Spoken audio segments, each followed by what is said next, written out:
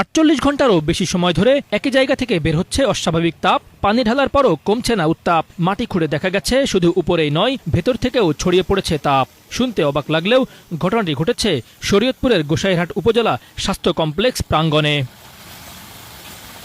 প্রথমে বিষয়টি তেমন গুরুত্ব না পেলেও সময়ের সঙ্গে সঙ্গে বাড়তে থাকে রহস্য। স্থানীয়রা লক্ষ্য করেন প্রায় ৫০ ফুট জায়গা জুড়ে মাটি অস্বাভাবিকভাবে গরম হয়ে উঠছে। কৌতূহল থেকে শুরু হওয়া অনুসন্ধান ধীরে ধীরে রূপ নেয় উদ্বেগে। যখন মাটিতে গর্ত করা হয় তখন দেখা যায় মাটির নিচ থেকেও বের হচ্ছে তাপ, আর এতেই ছড়িয়ে পড়ে নানা জল্পনা কল্পনা। কি আছে এই মাটির নিচে? কোনো রাসায়নিক বিক্রিয়া, ভূগর্ভস্থ গ্যাস, নাকি অন্য কোনো অজানা কারণ? এদিকে রহস্যময় এ ঘটনা ঘিরে স্থানীয়দের মধ্যে তৈরি হয়েছে কৌতূহল ও আতঙ্ক। ঘটনাস্থলে ভিড় করছেন বিষয়টি দেখার জন্য। প্রচুর পরিমাণ তাপ, মানে পিচ ঢালার উপরে জুতা নিয়ে দাঁড়ালে জুতা শুদ্ধ গরম হয়ে যেতেছে। রাত্র ৮টার সময় হসপিটালে আসছি, আসার পরে বিদ্যুতের সমস্যা, সেই জন্য আসার পরে দেখি বিদ্যুৎ মোটামুটি সবাই ঠিক আছে, তাই বিদ্যুতের খুঁটির গোড়ায় প্রচন্ড গরম হয়েছে। তাই গরম হওয়ার পরে আজকে সকালে আমি ওইটার আবার প্রায় ২০ ফিটের মতন ওটা গর্ত করছি। ওটা যত নিচে যাইতেছি অতই মানে ধুমা বাড়িতেছে আর কি। খবর পেয়ে ঘটনাস্থলে পৌঁছায় ফায়ার সার্ভিস।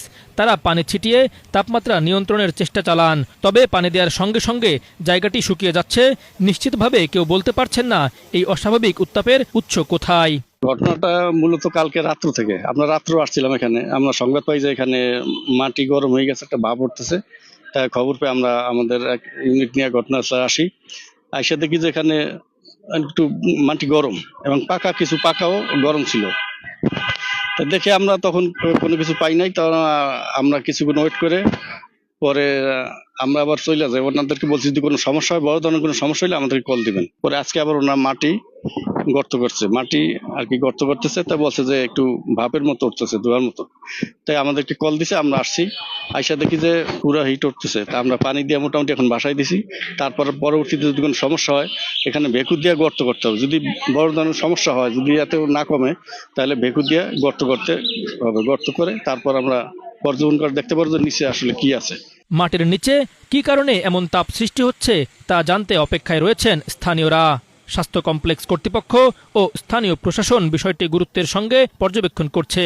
তাপের উৎস এবং সম্ভাব্য ঝুঁকি নির্ণয়ে প্রয়োজনীয় ব্যবস্থা নেওয়া হবে বলে সংশ্লিষ্ট সূত্রে জানা গেছে।